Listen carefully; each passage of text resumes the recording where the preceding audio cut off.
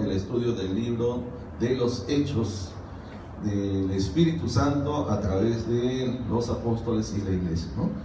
Entonces, Hechos 17, el tema que hoy vamos a tratar es un viaje misionero, y específicamente el tema de Pablo en Tesalónica. ¿Ya? Ese es el tema de hoy. Pablo en Tesalónica. Y vamos a tomar Hechos 17, versículos 1 al 4 solamente. Dice así: pasando por Anfípolis y Apolonia, llegaron a Tesalónica, donde había una sinagoga de los judíos. Y Pablo, como acostumbraba, fue a ellos, y por 3 días de reposo, y 3 días de reposo equivale a 3 semanas, ¿verdad? O sea, 3 sábados, que era el día de reposo. Entonces, por 3 semanas discutió con ellos, declarando y exponiendo por medio de las Escrituras que era necesario que el Cristo padeciese y resucitase de los muertos, y que Jesús, a quien yo os anuncio, decía él, es el Cristo. ¿Quién es el Cristo? Jesús, ¿no? Es el Mesías, el ungido, el Salvador. Y algunos de ellos creyeron y se juntaron con Pablo y con Silas, y de los griegos piadosos gran número, y mujeres nobles no pocas. Vamos a ver ahora acerca de esta iglesia que estableció el apóstol Pablo en Tesalónica, ¿no? Muy bien, Señor, te damos gracias por tu palabra, porque ella es la autoridad final, Señor, la autoridad completa de nuestra fe, de tu iglesia, y debe serlo también para toda tu creación, para toda la humanidad.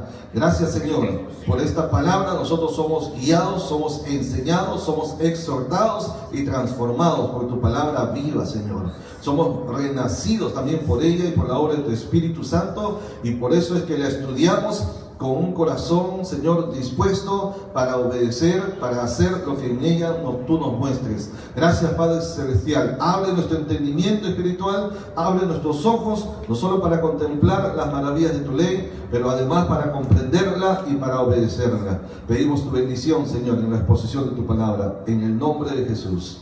Amén. Amén. Amén. Muy bien. Entonces, a ver, acá tenemos algo, ¿no? ¿Por qué Pablo tuvo que ir a Tesalónica y a otras ciudades más? Y esto básicamente es porque hay un mandato del Señor, ¿verdad? Que se llama la Gran Comisión, ¿correcto? ¿Cuál es esa Gran Comisión? Y comisión que es un mandato, ¿no? Una misión que no es sola, sino es al lado de, junto con, ¿verdad? Y en este caso es junto con el Señor a través de su Espíritu Santo. Entonces, esa comisión es de ir por todo el mundo y predicar el Evangelio a toda criatura. ¿A dónde debemos ir? La iglesia es llamada a ir a todo el mundo, y además no es ir a todo el mundo a hacer turismo, ¿no? A conocer, ¿verdad? Sino es a ir con un propósito de predicar el Evangelio a toda criatura. Y la salvedad ahí es que se predica el Evangelio a las criaturas, es decir, todos aquellos creados por Dios, que aún no son hijos de Dios hasta que crean en Cristo. Entonces, eso está en Marcos, ¿verdad? 16:15. Mateo 28:19 también nos dice, ¿cómo es? Y hacer discípulos a todas las naciones. Marcos nos dice, y por todo el mundo.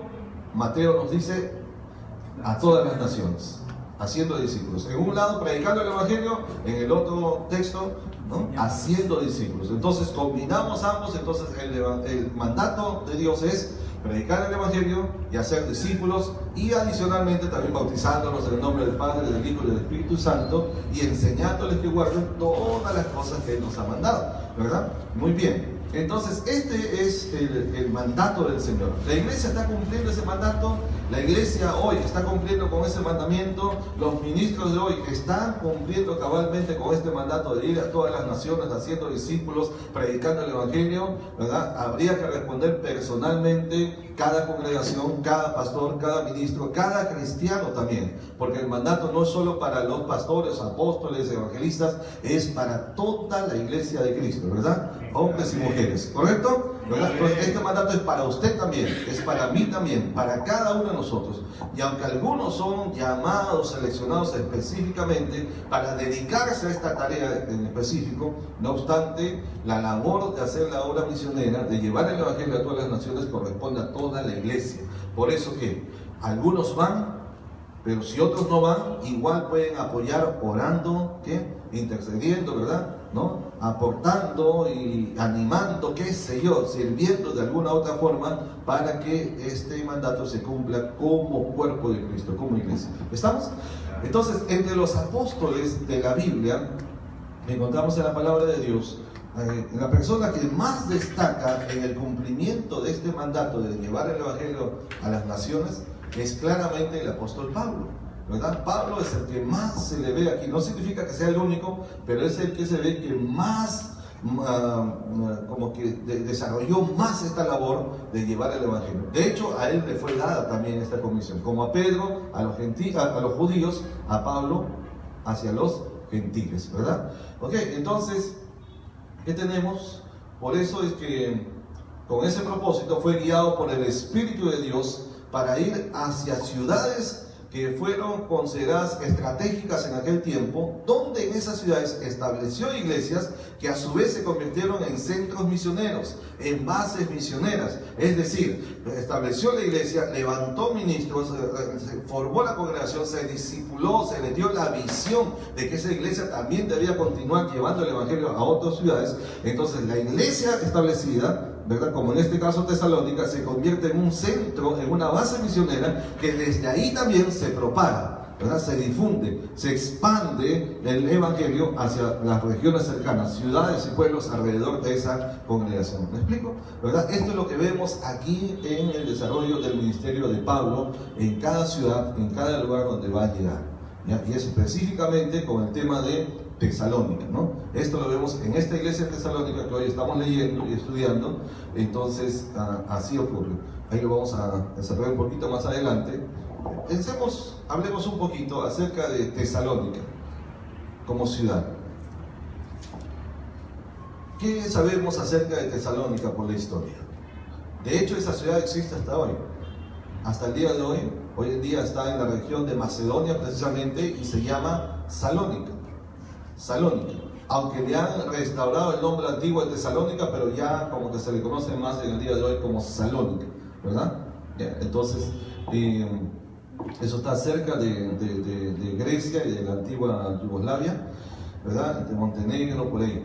Entonces, a ver, ¿qué sabemos? En este lugar, donde Pablo estableció una iglesia cristiana, se cree que fue establecida más o menos por ahí de los años 50 después de Cristo, ¿verdad?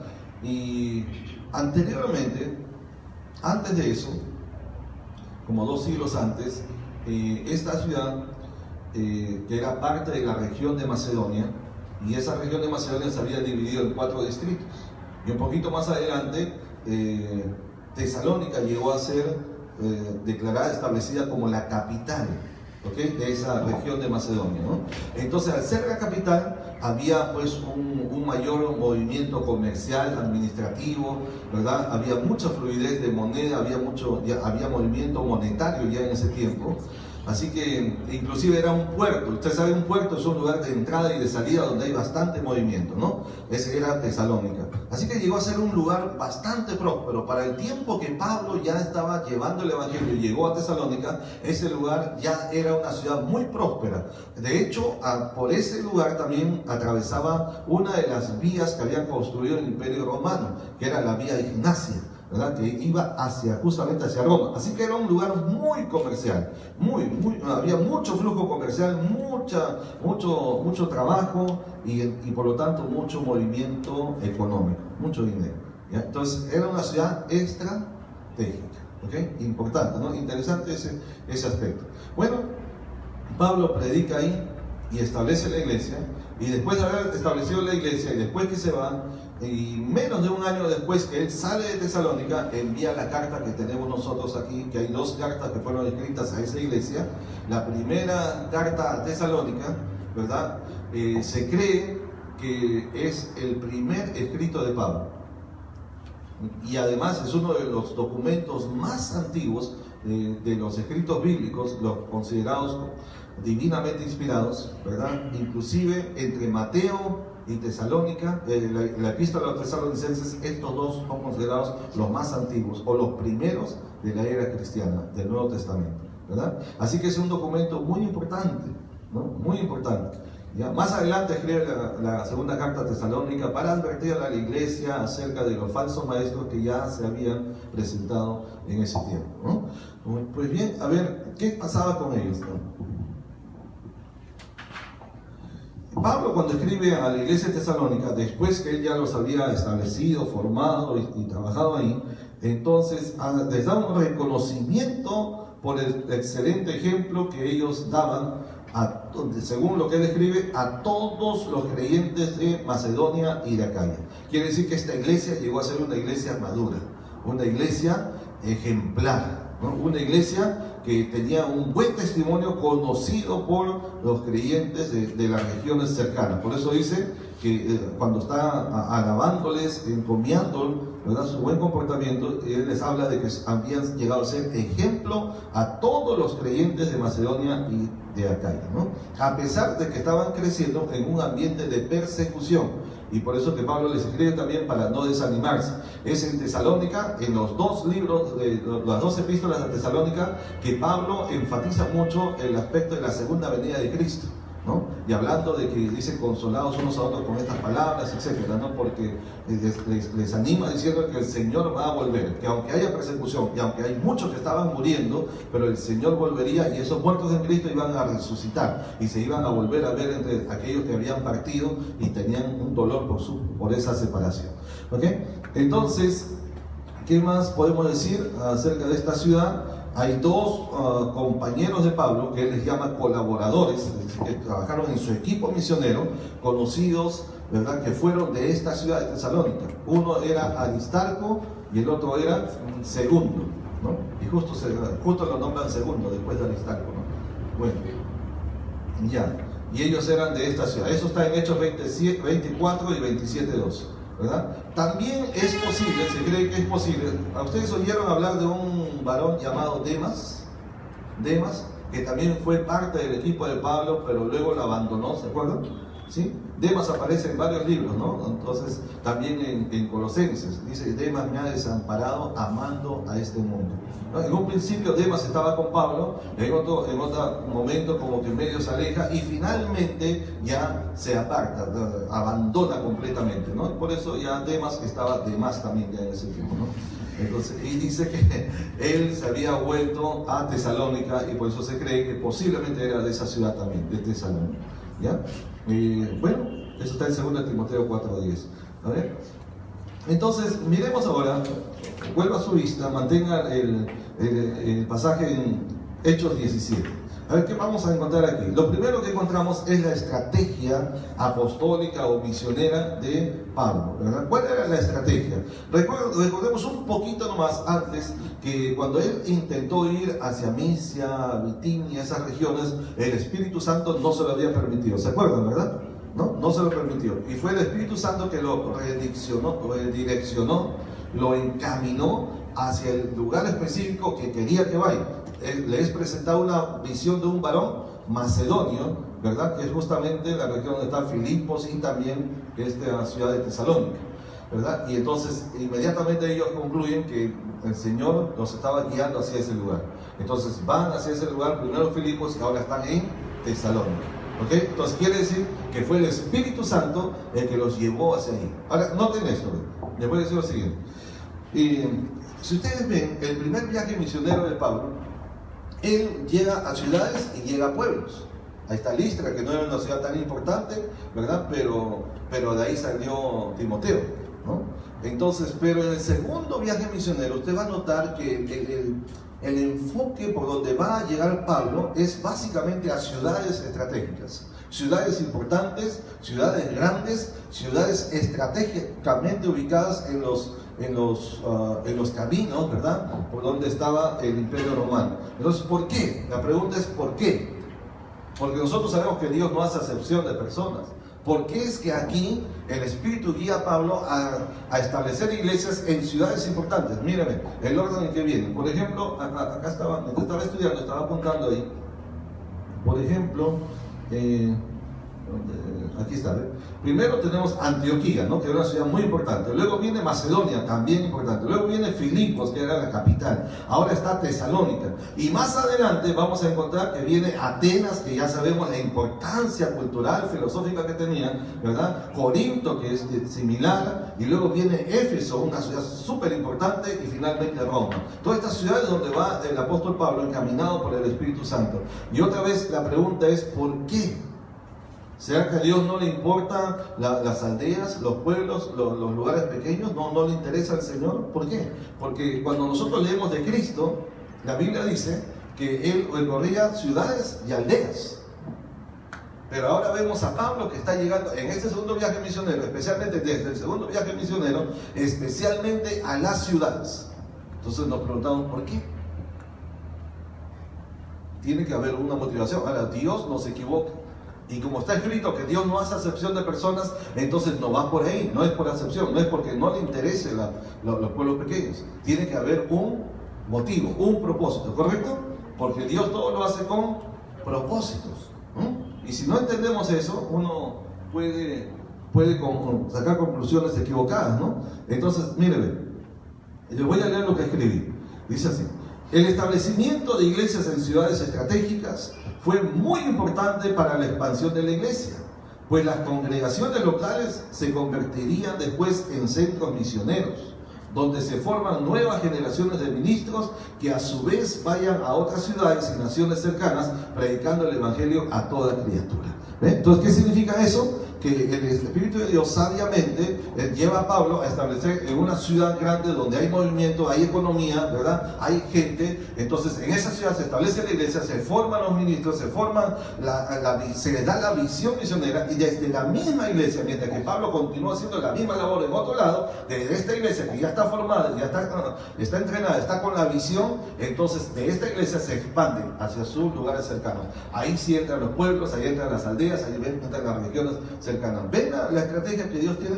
Dios trabaja así, ¿no? Entonces Dios no hace las cosas a como salga, como se pueda. Bueno, ahí vamos a ver cómo vamos avanzando. No, o sea, Dios tiene siempre una estrategia, ¿ya? Entonces, porque Dios es desde la creación, ¿no? Dios diseñó al hombre. Dios dice: Señor, tus manos me hicieron y me formaron, y todas las cosas que de mí estaban escritas en tu libro fueron luego cumplidas, dice el Salmo 139. Quiere decir que Dios hizo un diseño, ¿sí?, ¿no?, de cómo iba a ser el hombre. Entonces eso nos da a entender que Dios todo lo que hace, lo hace con un plan, ¿ya?, con un diseño, con un modelo y con un propósito.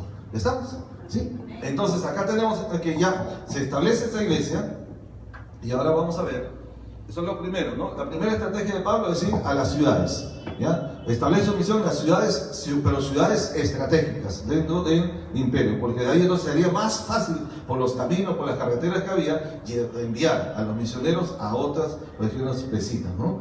Muy bien, lo segundo que vemos aquí es que Pablo siempre buscaba las sinagogas. Usted ve el versículo 1 y 2, dice: pasando por Anfípolis y Apolonia, llegaron a Tesalónica, donde había una sinagoga de los judíos. Usted ve en los viajes de Pablo, misioneros, siempre él se acerca a las sinagogas, ¿se acuerdan? Y si no había una sinagoga, busca donde haya un lugar de oración, ¿no? Como en el caso de Lidia, que estaba en Troas, ¿se acuerdan? ¿No? Entonces, en Filipos, perdón. Entonces aquí, versículo 2, y Pablo, como acostumbraba, fue a ellos. ¿Quiénes ellos? Los judíos, claro, de la sinagoga, ¿no? Y por 3 días de reposo, por eso nos damos cuenta que sigue hablando de los judíos, porque los días de reposo es para los judíos. Y dicho sea de paso, eso equivale al sábado para ellos, ya que viene a ser el domingo para nosotros, el día natural de descanso en nuestra cultura occidental. En la cultura hebrea, el día de descanso es el sábado, ¿no? Y en el medio de los musulmanes, el día más importante, el día que dedican para el Señor, es el viernes, los musulmanes.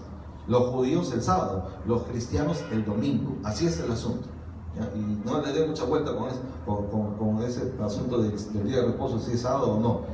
Entonces, por 3 días de reposo, él estuvo con ellos, ¿no? ¿Dónde? En la sinagoga. Así que otra parte de la estrategia de Pablo fue llegar a los lugares donde se reunía la gente que tenía algún conocimiento de Dios, porque los judíos, pues, de alguna manera tenían, ¿verdad?, el legado, la herencia de la ley que les había sido dado por medio de Moisés. Entonces tenían una revelación tal vez no completa, pero tenían de parte del Señor. Así que había un conocimiento acerca de Dios. Y Pablo ingresa por ahí. Siempre donde iba, a cualquier lugar extranjero, iba primeramente a las sinagogas. Era parte de su estrategia también.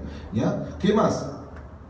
Pablo, en este caso, aquí vemos que usa 3 métodos en la proclamación del Evangelio. Miren el final del versículo 2 y luego el versículo 3. Dice que por los 3 días de reposo, número 1, discutió con ellos. Número 2, declarando. Y número 3, exponiendo. Entonces, él usa 3 métodos para la proclamación del Evangelio. Número 1, la discusión.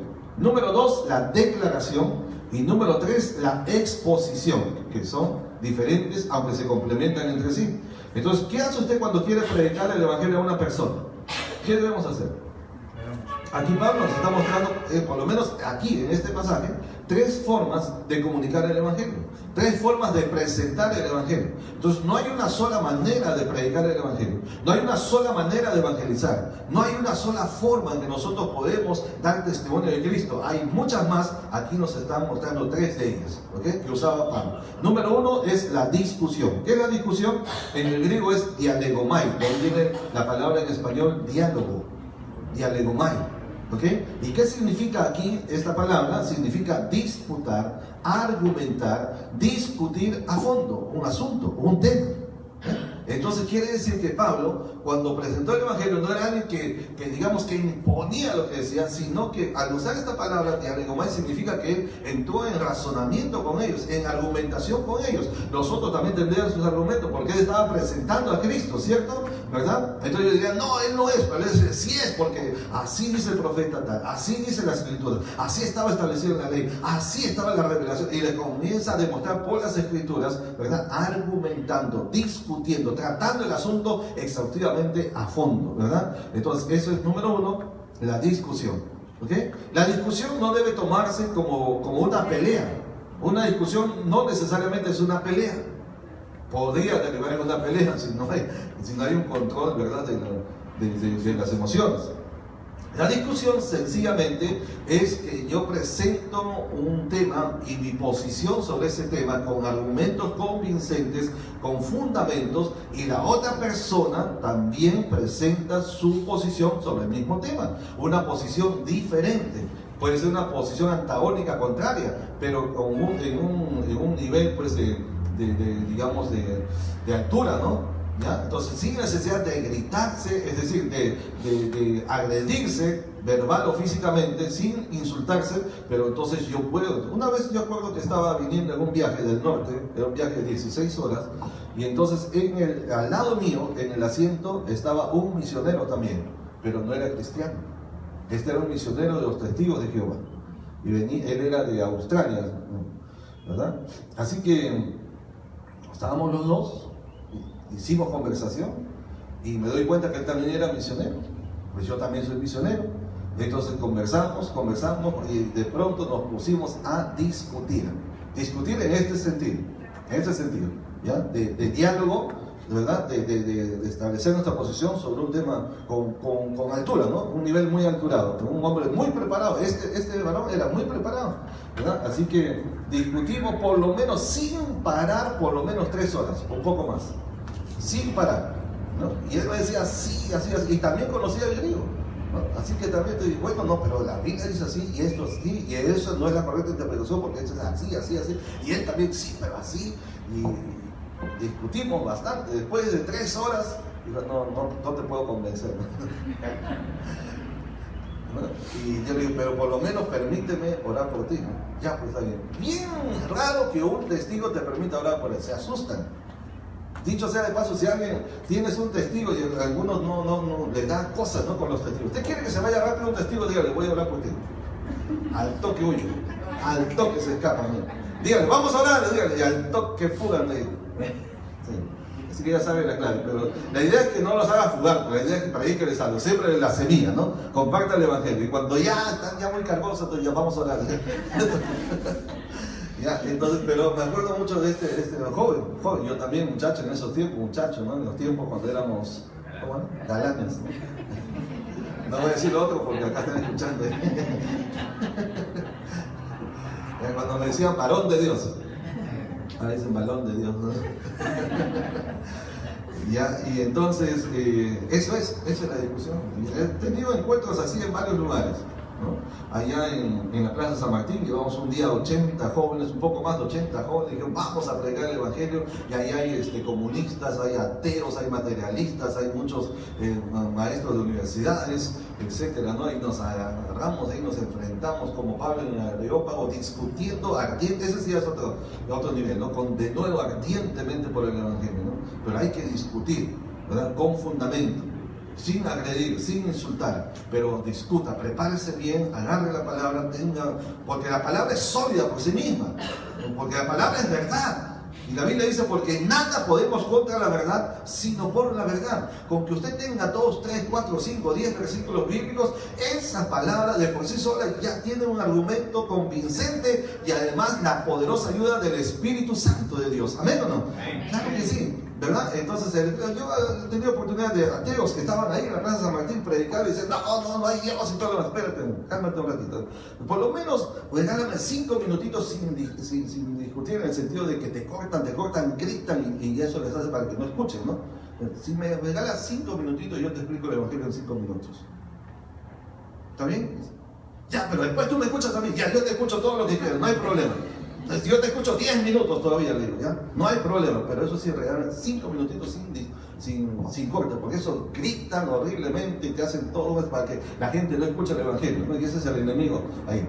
Entonces, en 5 minutos le hice una presentación corta, directa, concisa, y dije, Espíritu de Dios, aquí tienes que trabajar, ¿no? Y entonces ya le prediqué y después le digo, ¿crees? Y me dice, sí, pero sin peros. ¿Sí crees o no crees? Porque ahora yo te he expuesto con argumentos sólidos, convincentes, claramente, lo que la palabra de Dios dice. Ahora está en ti creer. Porque yo no quiero que tú me digas si crees o no crees porque alguien te dijo, porque alguien te metió ideas en la cabeza, sino porque sea una decisión de ti mismo, después de haber oído la palabra de Dios, qué es lo que dice tu corazón, qué es lo que Dios te está hablando en este momento, qué tú le responderías a él. Y finalmente el hombre dijo, yo sí creo. Si quito todo lo que me han enseñado, prefiero creer en esto. Y ahí mismo aceptó a Cristo. Y de ateo se convirtió en teo. En cristiano. Así es, porque, y la obra que hace el Espíritu Santo, ¿no? Pero hay que discutir. En ese sentido, ¿ok? En este sentido, o sea, usted no se quede callado porque alguien grita, porque alguien habla feo y qué sé yo, y usted sabe, ¿no? Hay gente que usa un vocerón y se para como un ogro, entonces la gente se asusta y dice, no, con ese no. No. La palabra tiene poder por sí misma. La palabra de Dios es viva y eficaz y es poderosa. Amén. ¿No? Y penetra hasta partir el alma y el espíritu, la coyuntura y los tuétanos y discierne los pensamientos y las intenciones del corazón. Muchas de esas personas, cuando usted está hablando, usted ni sabe, pero la palabra de Dios les está redarguyendo. La palabra de Dios les está hablando, les está tocando. ¿Verdad? Dicen, ¿y este quién? ¿Cómo sabe de mi vida? ¿Este quién? Dicen, ¿no? ¿Cómo? ¿Por qué habla de eso? No es que nosotros estamos diciendo su vida, es el Espíritu de Dios a través de la palabra que lo está redarguyendo. ¿Verdad? Entonces, discuta, hermano, discuta. Pero con altura, discuta con conocimiento. Entonces, ¿qué hay que hacer? Agarre la Biblia, nada más. Usted no necesita para eso, ¿verdad? Aunque animamos siempre a estudiar, ¿verdad? Un instituto bíblico, un seminario bíblico, una universidad cristiana, pero para discutir no necesita haber estudiado. Usted lo que necesita es estudiar la Biblia, sí, y conocer el texto bíblico. Y teniendo el texto bíblico, ¿verdad? El Espíritu de Dios se encarga, Él es el que convence. Él convencerá al mundo, y los que viven en el mundo, obviamente, ¿no? De justicia, de pecado y de juicio. Nosotros no. Pero lo que hacemos nosotros, en colaboración con el Espíritu Santo, es sembrar la semilla, ¿no? Presentar el Evangelio, ¿okay? Discutir, es decir, ¿no? Proclamamos el Evangelio. Y entonces el Espíritu de Dios afirma esa palabra en el corazón de la gente. Y siempre, hermano, la palabra no volverá vacía. Habrá alguien ahí que crea. ¿Amén? ¿Ya? Así que no tema, hermano, no tema. Se le presenta un testigo, un musulmán, quien sea. Esté tranquilo, predique nomás. Simplemente dé la palabra. No importa lo que ellos digan, porque todo lo que digan cuando no es verdad, no tiene ningún valor para nosotros. Contra nosotros, quiero decir. En cambio, lo que usted diga, así sea un solo texto, así sea solamente 2 textos, pero por ser palabra de Dios, es palabra viva y eficaz. Y hará su obra en el corazón de una persona. ¿Sí? Así que yo digo esto.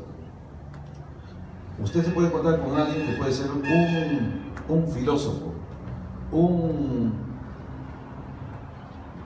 doctor, un abogado, un ingeniero, un gran empresario, pero que no conoce a Dios. Una persona que tenga maestrías y doctorados, un premio Nobel si quiere, ¿no? El más erudito, el más inteligente, no hay ningún problema. Esa persona, ¿verdad? A diferencia de usted, si no conoce a Dios, si no conoce la palabra de Dios, usted sabe más que él en cuanto a las cosas de Dios. Como van a Dios que ese premio Nobel de acá de no, sí, no conoce palabras. Cierto, lamentablemente no tenemos acá un famoso laureado escritor, ¿no? Como escritor es muy bueno, pero como persona sin Dios, qué lamentable, ¿no? ¿Verdad? Pero bueno. Entonces, a ver, número uno, una estrategia, uno de los métodos de programación del Evangelio fue la discusión, ¿ok?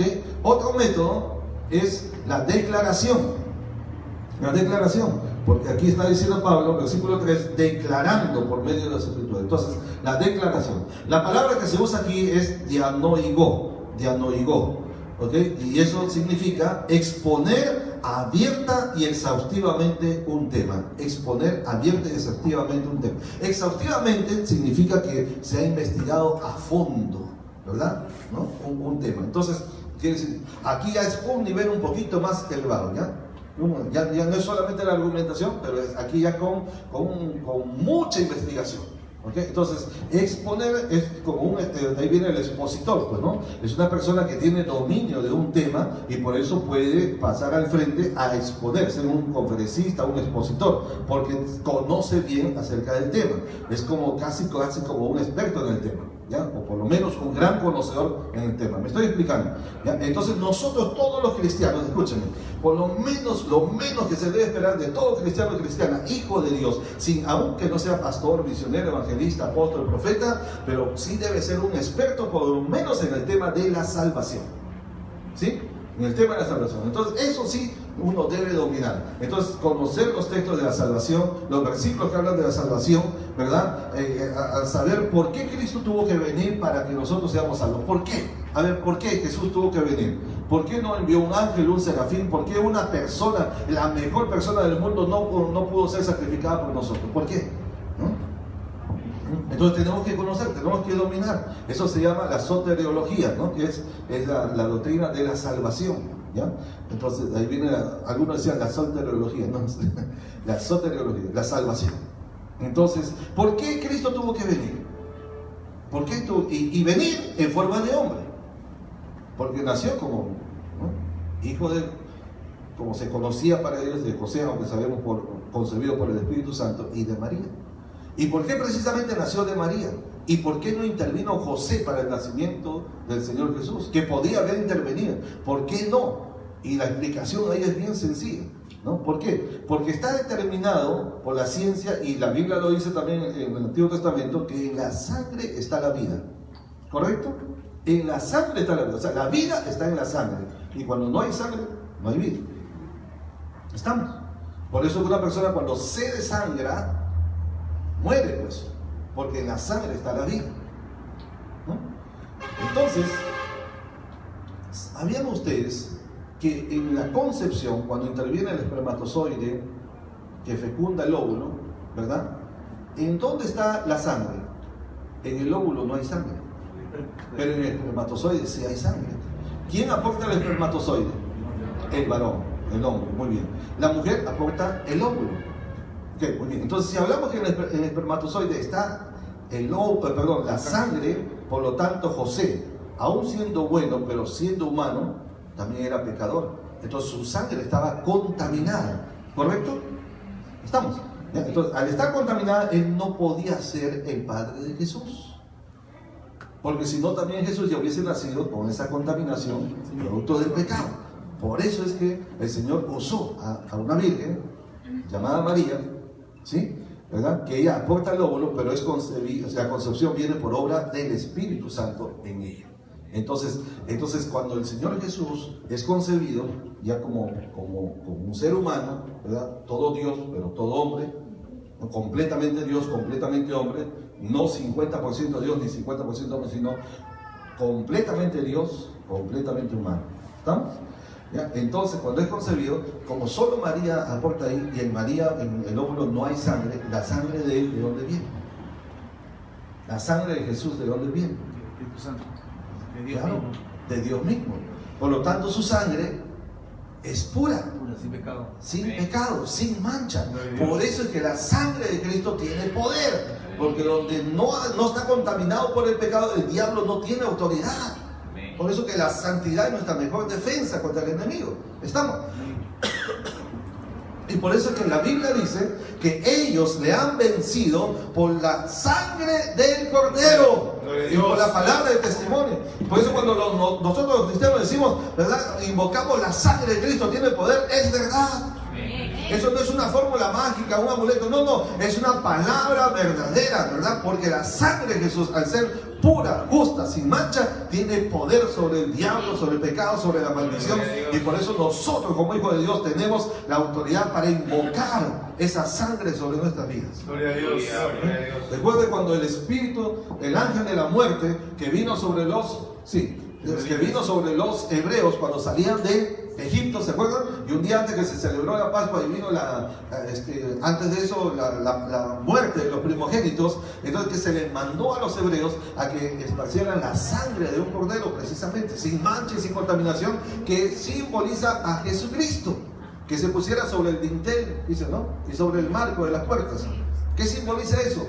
La cruz de Cristo, donde Cristo, el Cordero de Dios, fue sacrificado. Lo que es el dintel y los marcos, entonces ahí está la cruz de Cristo. ¿Se da cuenta? Entonces esa sangre que cuando el ángel de la muerte venía y veía la sangre, no pasaba, mejor dicho, no entraba, sino que pasaba de largo. La sangre les protegió completamente de la muerte y de todo mal. Por eso nosotros podemos invocar la sangre de Cristo sobre nuestra casa, sobre nuestra familia, sobre nuestras vidas. Amén. Y el maligno no tiene, ¿verdad?, cómo traspasar eso. Gloria al Señor. Démosle un aplauso al Señor. Amén.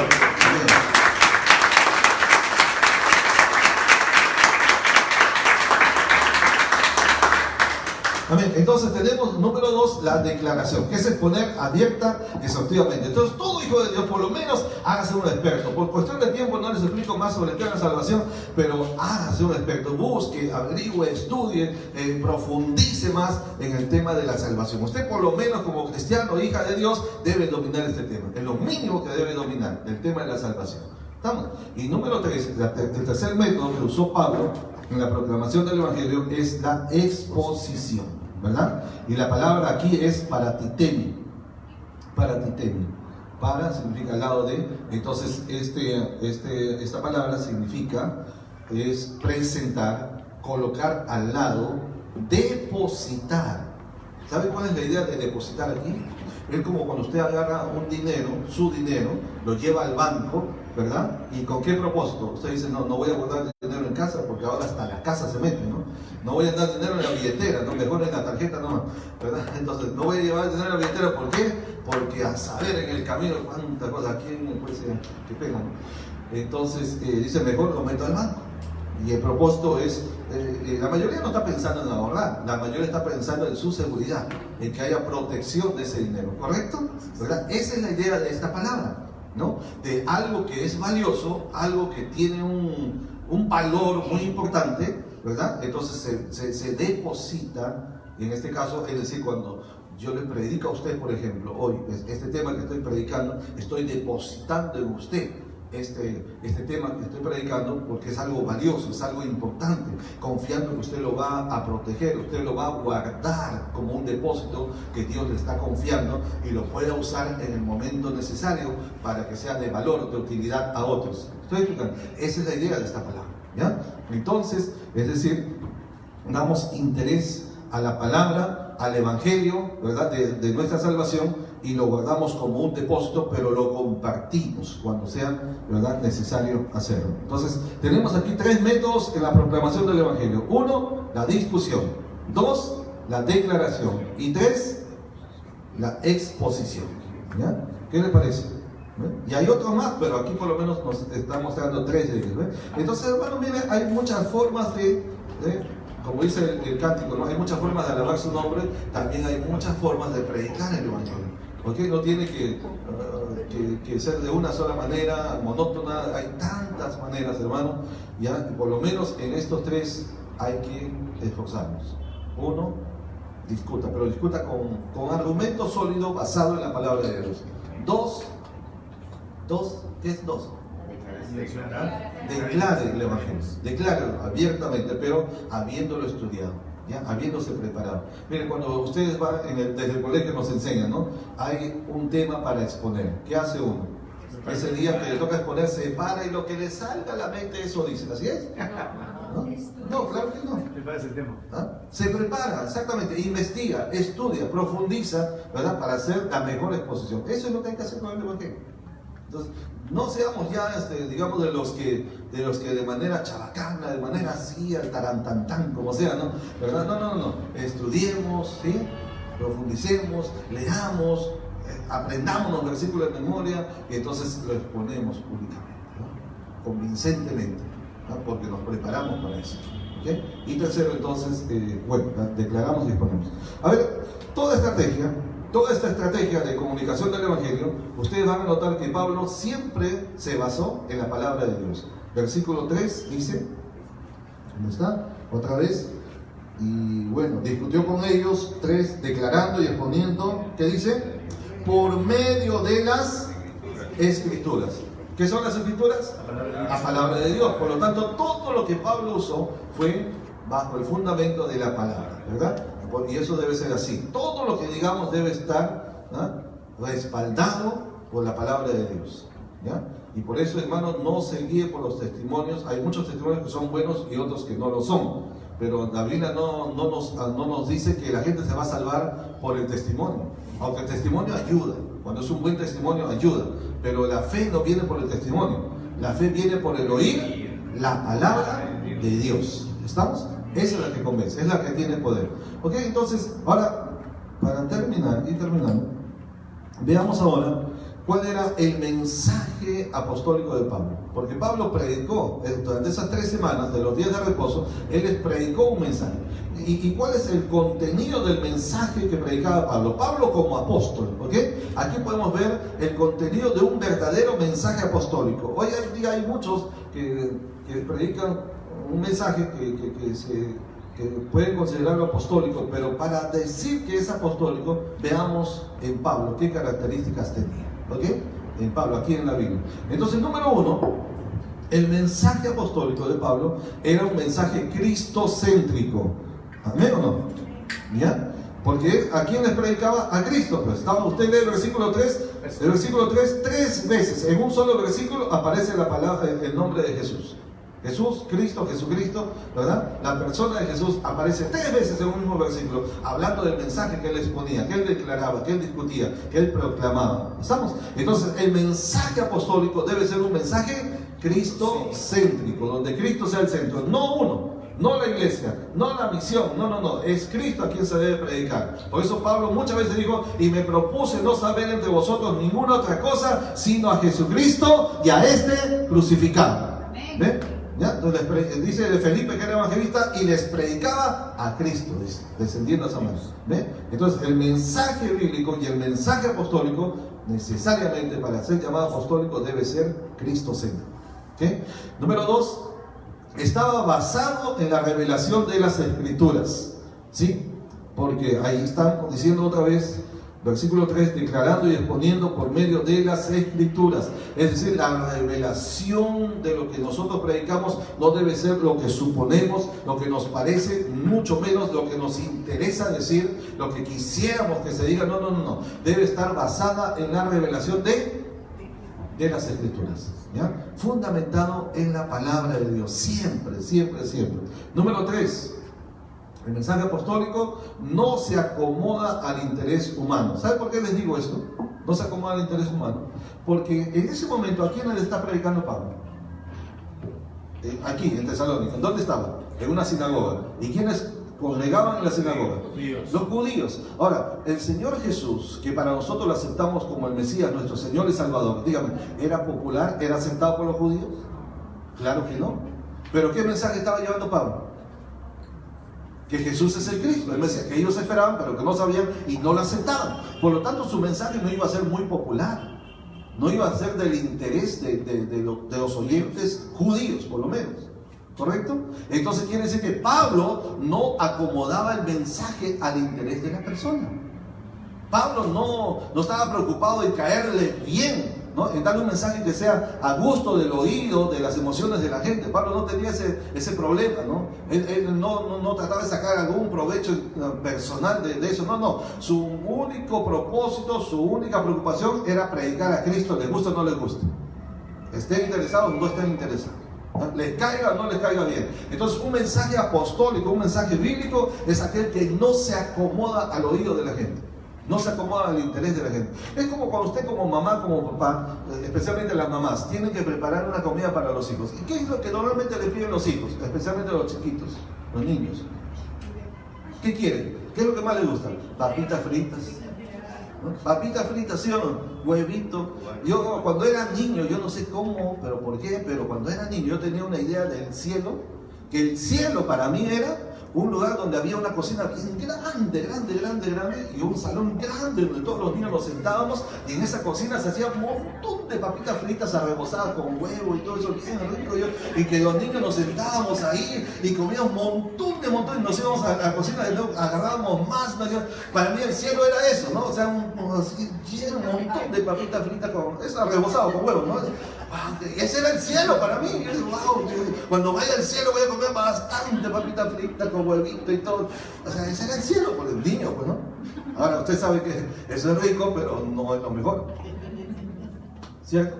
Entonces, ¿qué hace la mamá? Dice, no, eso no es, de vez en cuando te puedo dar, pero eso no es de todos los días, ¿verdad? O sea, ¿te gusta o no te gusta? Usted tiene que, hijito, que usted me come trigo, usted me come cereales, usted me come... Sí, ¿cierto? ¿Por qué? Porque amamos a nuestros hijos y tenemos que darles lo mejor, aunque no les guste. Bueno, así somos los pastores.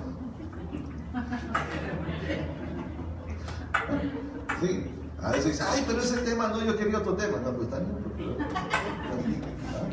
Porque aquí le estamos dando de comer, ¿o no, hermanos? Estamos dando de comer. Entonces, que lo que le guste o no le guste, tenemos que darle lo que es sólido, lo que edifica. Porque si estamos creciendo, si somos maduros, ¿ok? Entonces, ¿o quieren que le dé lechita nomás? No, ya, ustedes ya no están para lechita, ya ustedes están ya, ¿no? Ya están manganzones, ya. No, quería decir maduro. Se tiene que dar alimentos sólidos, ¿no? Bueno, manganzones acá en el Perú, ¿qué significa? Ya grande, ya viejo. Entonces, ok, número 3, el mensaje apostólico no se acomoda al interés humano. Número 4, el mensaje apostólico de Pablo y de todo apóstol, especialmente en los inicios de la iglesia, es un mensaje que enfatiza la resurrección de Jesús de los muertos. Siempre usted va a ver, Pedro, los demás apóstoles también igual, ¿no? Y dice, Hechos 5, dice, con gran poder los apóstoles daban testimonio de la resurrección de Jesucristo. Este fue un mensaje vital en la iglesia cristiana desde el principio, sobre todo en la iglesia primitiva. ¿Por qué? Porque el Señor Jesús cuando murió ante los ojos de los hombres como si fuera, ¿verdad? No un inocente, sino un criminal. Él fue ajusticiado para los romanos y los judíos como si fuese un criminal. Esa cruz era para los criminales. Por eso que solo el Espíritu Santo puede convencer al mundo de justicia, porque fue justo, ¿no? No culpable, fue inocente que lo crucificaron en la cruz, ¿verdad? Dice de justicia, de pecado y de juicio. ¿Sí? Solo el Espíritu de Dios hoy día puede seguir convenciendo de lo mismo a la gente. Pero porque es importante el tema de la resurrección de Cristo, hermanos, porque si no hubiera resurrección, entonces, como dice por ahí en Santiago, comamos y bebamos porque mañana moriremos. Porque entonces, ¿para qué nos abstenemos de tantas cosas? Nos guardamos de tantas cosas, ¿verdad? Nos esforzamos sacrificadamente de tantas cosas, ser honestos, ser íntegros, ser santos y no andar en tonteras, ¿verdad? Morales, espirituales. ¿Por qué? Porque creemos en que hay un Dios, un Dios justo que juzga con justicia, que un día va a juzgar a los vivos y a los muertos, como está escrito, ¿correcto? ¿Verdad? Y creemos en la resurrección. Si no creyéramos en eso, entonces ¿para qué? Como algunos dicen, acá se termina todo, acá se acaba todo, ¿no? Hay una doctrina que son de los testigos de Jehová que creen en que cuando el hombre muere, entonces es como que se pulveriza completamente y desaparece, queda en la nada total. Eso enseñan los testigos de Jehová. Y hay algunos otros que creen eso. Que creen que aquí se paga todo, aquí se acaba todo, aquí no todo es aquí en la tierra, después no hay más nada. ¡Mentira! Porque fuimos hechos a imagen y semejanza de Dios. Dios es eterno. Y la Biblia dice, has puesto eternidad en ellos. ¿En dónde? En la creación humana. Solamente que esa eternidad fue contaminada por el pecado. Y si la persona no es limpia de su pecado, no es salva de su pecado, se va a ir a la eternidad sin Dios, condenado en el fuego eterno que es el infierno. Y no es el lugar que Dios quiere para el hombre, no. O sea, acaso para los que dicen, ¿por qué si Dios es bueno, creó el infierno para que el hombre muera ahí? Espérense un ratito. La Biblia dice en Mateo 25:41 que el infierno no fue hecho para los hombres. Mateo 25:41 dice claramente que el infierno fue creado para el diablo y sus ángeles, para él. Léalo. Entonces, ¿por qué algunos hombres o muchos hombres y mujeres van a ir ahí? Porque el diablo, que es malo, malvado, cruel, sanguinario, ¿verdad? No quiere irse solo, pues quiere compañía. Entonces está engañando, seduce a la gente a pecar, a mantenerse en pecado, en oscuridad espiritual, en no creer en Cristo. Y gente que escucha el mensaje, pero nunca acepta a Cristo, nunca le entrega su vida a Cristo. Y por venir a escuchar un mensaje, ir a una iglesia, por ser religioso, no se va a salvar. Esto es para los que creen y se arrepienten de sus pecados. ¿Correcto? Entonces son salvos. ¿Salvos de qué? De la ira venidera, salvos de la maldición, salvos del pecado, salvos de la condenación eterna, salvos del infierno. Gloria a Dios. Pero el ser humano tiene que tomar su decisión voluntaria. Está establecido para el hombre que muera una sola vez. O sea, muere una vez y después de esto, el juicio. Entonces, si hay juicio después de la muerte, entonces hay vida después de la muerte. O hay muerte después de la muerte. Y eso se llama la segunda muerte. Claro. La primera muerte no es tan desgraciada como la segunda muerte. Porque la primera simplemente es el abandono de este cuerpo. ¿Sí?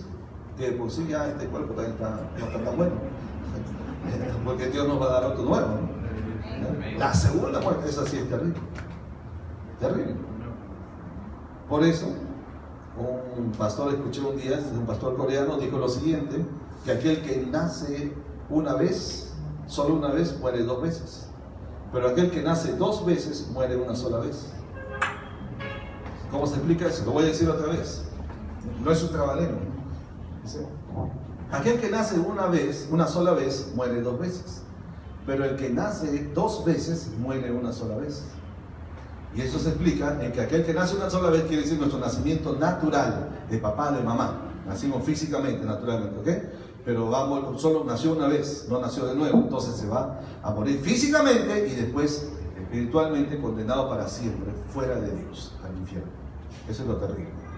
Pero aquel que nace 2 veces, quiere decir que nació de papá y mamá en lo humano, en lo natural, pero después nació del agua y del Espíritu, ¿verdad? Por la obra del Espíritu de Dios y por la palabra, entonces son renacidos. Hay un nuevo nacimiento. El que está en Cristo, una nueva creación, una nueva persona, una nueva criatura es. Y las cosas viejas pasaron, todas son hechas nuevas. Entonces nació 2 veces, por lo tanto solo muere una vez, que es la muerte física.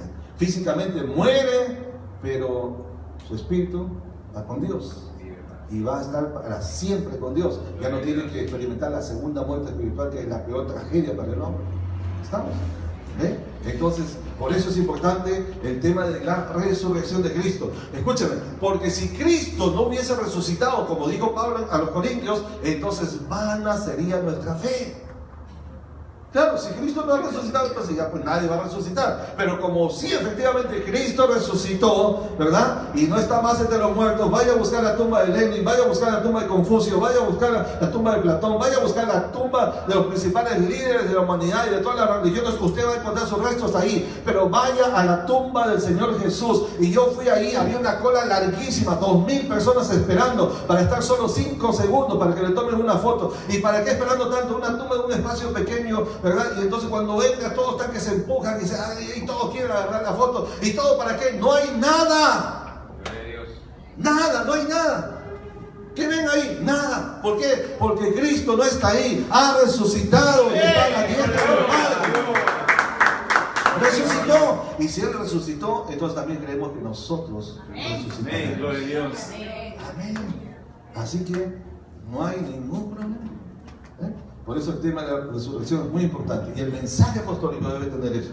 ¿Ya? Y número 5, el mensaje apostólico de Pablo demuestra bíblicamente que Jesús es el Cristo, Señor y Salvador, no solo de los judíos, sino de toda la humanidad. Porque aquí en este lugar le predicó no solo a los judíos, sino también a los gentiles, ¿verdad? ¿Ya? Entonces de Cristo no es solo para los judíos, sino que es para salvación de todo aquel que en Él cree. De tal manera amó Dios al mundo, no solo a los judíos, a todos los que están en el mundo, que ha dado su Hijo unigénito para que todo aquel que en Él cree, ese todo aquel es para usted también, para mí también, de todas las religiones, todas las razas, todas las naciones, ¿verdad? Para que todo aquel que en Él cree no se pierda, sino que tenga vida eterna. ¿Ok? Termino con 4 cosas rápidas. La cosecha apostólica de Pablo, así le llamé. O sea, el mensaje tiene un resultado. Ese resultado es una cosecha. ¿Ok? Entonces, todo está en el versículo 4. El versículo 4 dice, y algunos de ellos creyeron. ¿A quién se refiere ese algunos de ellos? Algunos judíos.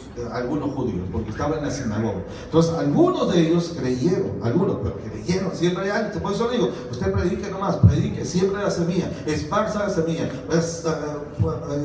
anuncie la semilla, discuta la semilla, exponga la semilla, declare la semilla, lo que hemos estado hablando hoy, ¿verdad? Porque de todas maneras, alguien ahí, alguien tendrá un corazón preparado, dispuesto, aunque sean algunos, pero alguien va a creer, ¿sí? Siempre la semilla y no volverá vacía. Entonces, algunos de ellos creyeron, de los judíos, y el resultado de eso dice, se juntaron con Pablo y Silas. Entonces vinieron a ser parte de la iglesia, ya no de la sinagoga, sino ahora de la iglesia de Cristo que se estaba formando en esa ciudad de Tesalónica. Había judíos ahora convertidos. Y luego dice, y de los griegos piadosos, ya no algunos, sino dice, gran número. ¿Verdad? Y los que más respondieron fueron los gentiles. Y piadosos, porque, o sea, de alguna forma tenían algún conocimiento de Dios, eran piadosos. ¿Saben? Hay mucha gente así que no es cristiana. No estoy hablando de la iglesia evangélica, estoy hablando de haber conocido a Cristo como Señor y Salvador, de haberse arrepentido de sus pecados, de haberle aceptado en su corazón, ¿verdad? Y confesado como Señor y Salvador. Hay mucha gente en religiones, en naciones, en culturas que tienen conocimiento de Dios, que de alguna forma aman a Dios, que de alguna manera temen a Dios, pero no son salvos. Y acá vemos eso, porque habían griegos piadosos, pero que recién aquí llegaron a creer. Y un gran número. Y estas son la gente más preparada para recibir el Evangelio. Hay mucha gente piadosa que teme a Dios, que solamente está tan cerquita, ¿verdad?, del reino de Dios, que solo necesita que le den un empujoncito. No, o sea, ya explícale bien la palabra y están listos para creer. Yo he conocido eso un montón. Estaba un día predicando en un lugar y entonces yo vi un joven interesado en la palabra, tenía tanto interés que me dijo, ¿usted puede venir a mi casa y predicar lo mismo para mi familia? Y yo le dije, sí, puedo ir. Ok, venga por favor. Y le prediqué el evangelio a él, a su esposa y a todos sus hijos que estaban ahí. Y el hombre de una manera sencilla, tranquila, fácil, ya nosotros ya estamos listos. No tuve ni que invitarlos. Ya ellos estaban preparados. Pero solamente faltaba, ¿no?, alguien que les presente la verdad tal cual como es. Hay gente un montón, hermano, y uno no sabe. Y finalmente dice mujeres nobles, no pocas. Mujeres nobles, o sea, de un nivel social, ¿verdad? Esto llama mucho la atención, porque estamos hablando en Tesalónica, que era parte de la herencia greco-romana.